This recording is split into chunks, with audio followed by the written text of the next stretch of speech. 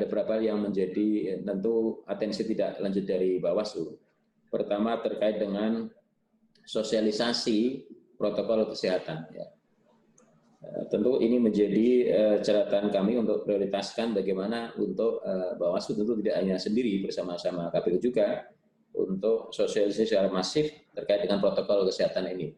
Sebetulnya terkait dengan tahapan pendaftaran kemarin, kami tidak hanya sekedar sosialisasi, tapi surat langsung himbauan sudah kami turunkan melalui Bawaslu daerah kepada pimpinan partai daerah, yang intinya adalah bahwa himbauan agar ketika pendaftaran Bapak Paslon ini tidak membawa arah-arahan massa dan sebagainya.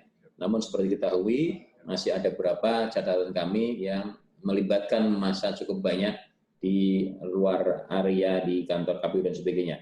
Yang kedua adalah catatan untuk instrumen pencegahan di dalam pelaksanaan tahapan-tahapan berikutnya.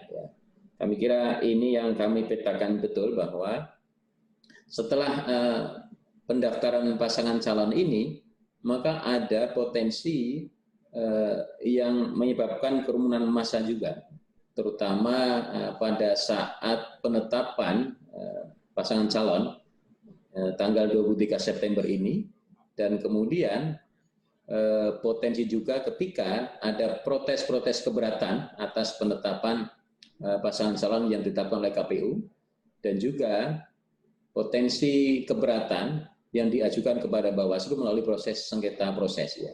Ini semuanya akan punya potensi untuk adanya kerumunan massa bagi massa pasangan calon. Tentu kami akan melakukan upaya pencegahan dan instrumen pencegahannya.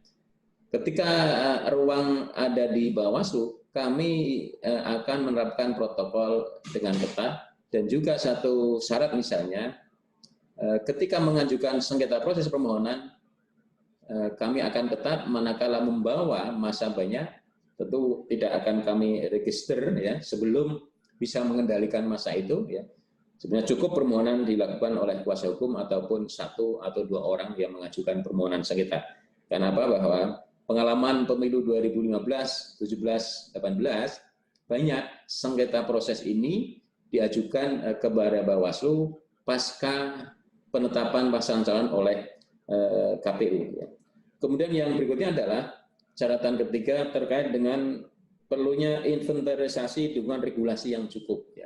Kami kira ini yang menjadi persoalan juga.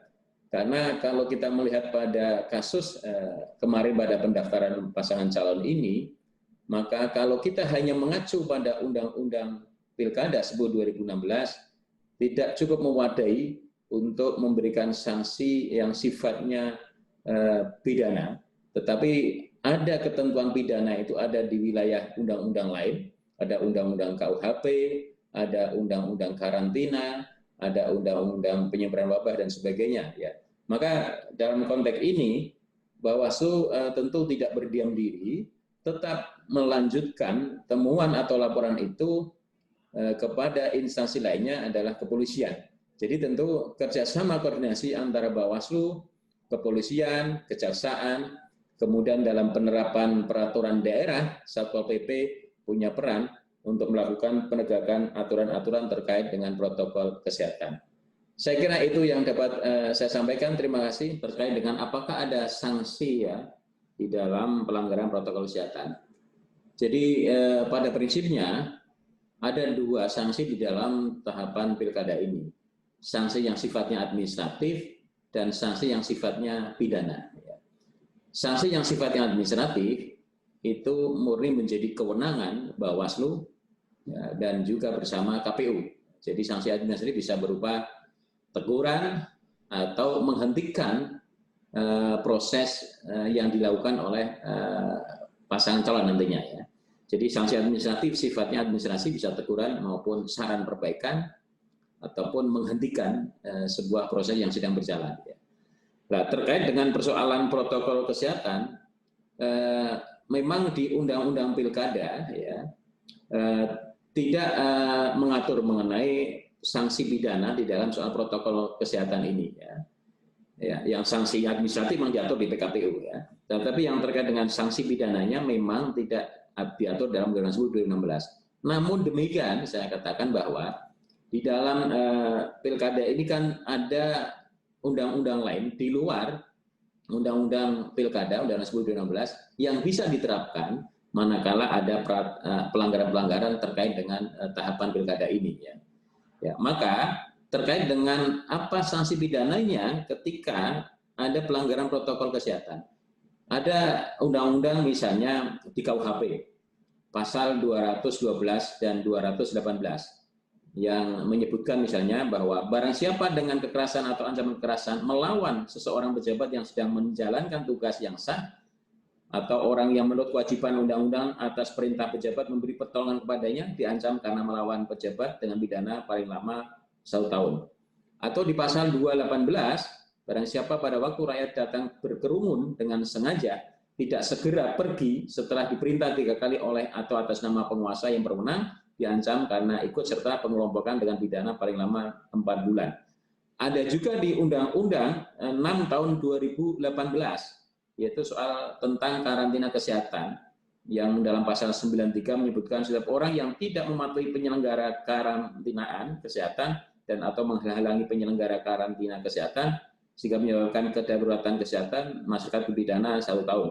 Dan ada juga di Undang-Undang 4 tahun 1984 tentang wabah penyakit menular. Nah, ini memang wilayah ada pidana umum, maka menjadi murni kewenangan penyidik kepolisian beserta jaksa. Nah, tugas Bawaslu adalah meneruskan persoalan ini kepada penyidik polisi untuk bisa melakukan tindakan. Yang berikutnya adalah juga ada di dalam peraturan bupati, gubernur, wali kota, perda masing-masing yang juga mengenakan sanksi-sanksi administratif dan juga sanksi pidana. Ya. Tetapi menurut kami adalah terkait dengan protokol kesehatan ini adalah yang paling penting adalah upaya pencegahan. Karena apa artinya penindakan kalau sudah memang banyak kerumunan dan menyebabkan banyak orang tertular. Maka action yang harus kita lakukan bersama adalah agar jangan sampai terjadi kerumunan. Kalau ada kerumunan, maka harus kita bersama-sama yang punya kewenangan untuk bisa membubarkan kerumunan-kerumunan massa ketika pada tahapan-tahapan pilkada itu. Saya kira itu yang dapat kami sampaikan. Terkait dengan soal Telegram Kapolri, penundaan penyidikan, saya kira ini tidak membatasi, artinya tidak berlaku untuk tindak pidana pemilihan. Jadi kalau tindak pidana pemilihan, menurut saya tetap jalan. Bahwa tindak pidana yang kaitannya dengan persoalan pemilihan tetap jalan. Demikian, terima kasih.